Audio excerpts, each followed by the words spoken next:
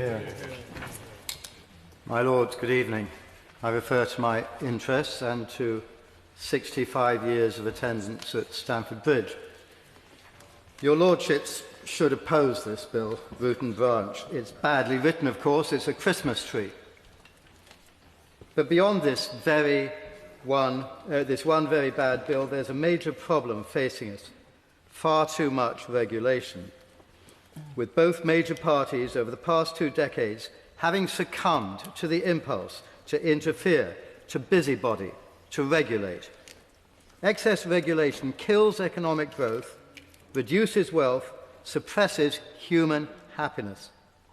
Fact-based academic studies from around the world confirm this. But in the UK, regulation has mushroomed. We can't roll out a decent nuclear programme.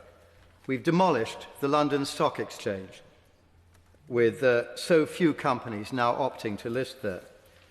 Policy Exchange cites 25 destructive Human Rights Act impositions, one for each year since its adoption. And then there's the £100 million bat tunnel, which noble lords over the last few days have expressed bemusement as to how it came about. People ask why these happen. My lords, it's regulation and regulators. That's what goes wrong. My own recent book on economic growth estimates that reversing all of this would increase GDP per capita by some 13% in a decade.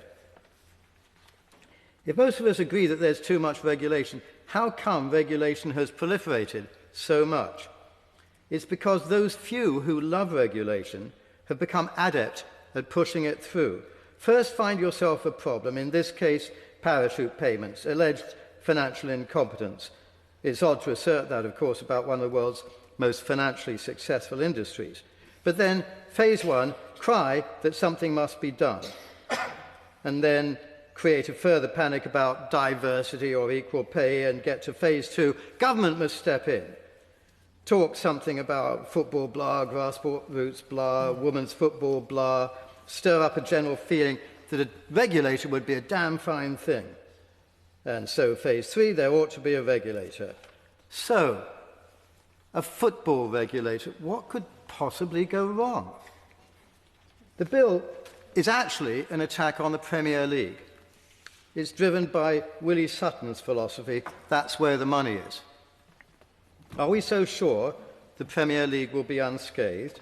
It pays £4 billion a year in tax, £1.6 billion to lower leagues and grassroots, with overseas TV deals a great export success, 90,000 Premier League jobs.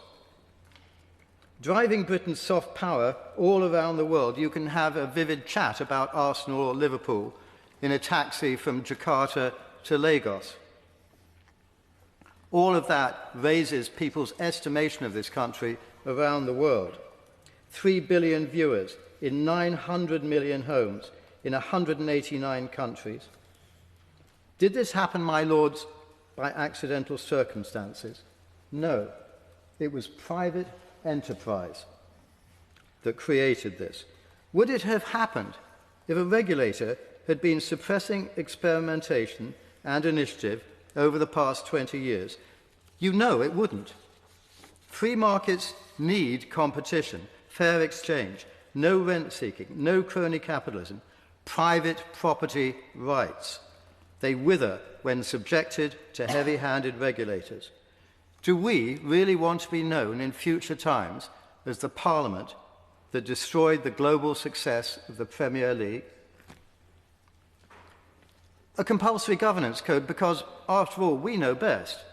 Licenses, imposition of removal orders, disqualifications for life on not proper owners. Look, I'm as anti-oligarch as anyone, but why dissuade a billionaire from dropping a substantial proportion of their wealth into the UK to invest in a football club? Which bureaucratic regulator would be able to distinguish between a good owner and a bad? Would Sheikh Mansour have been permitted to purchase Manchester City and turn it into one of the greatest teams of the modern era? would Sir Alec Ferguson's famous hairdryer have been allowed by an equality, diversity, inclusion-loving regulator? My lords, what possibly can the E, equality of outcome, of EDI, mean in football? Football's a competition. Winning and losing is the whole point. You can't have equality of outcome. Or will the regulator require that all games end in a draw? Or perhaps if we're to have diversity, they'll require that 50% of teams be women. Difficult when there are 11 in the team, but I'm sure they can solve that too. But seriously, we know there will be regulatory creep. We've already heard this afternoon from a number of hungry, prowling peers eager to add their own obsession to the regulatory Christmas tree. We're told that this is a fan-led initiative, but do these busybodies, incidentally demanding that they be put on the board of this regulator, truly represent fans? Public First's poll asked which kind of regulators were needed. Least wanted of all was a cricket regulator. Second least wanted was a football regulator. Of course, with the artfulness of polling, when you offer a list of possible regulations, people say they're in favour of the most absurd things, which could eventually be added by the regulator. Force the whole club to go on mandatory DEI courses. Cap footballers' wages, all in favour. Equal pay for women footballers. Quotas for English players in Premiership teams. Quotas for English players in Premiership teams. Just a few of those would destroy the Premier League's success. No more global supremacy, no more soft power, far less tax revenues. A depressing future to contemplate. My lords, we must pull back from this overweening belief that we know best. We don't.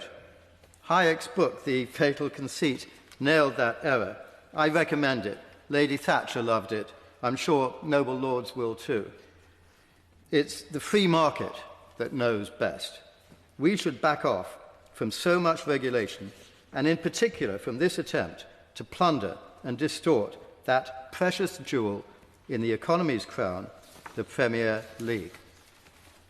I end by asking the Minister, has there been a request for a formal evaluation of this proposed regulator's possible damage, both to football and to the economy? If not, will you?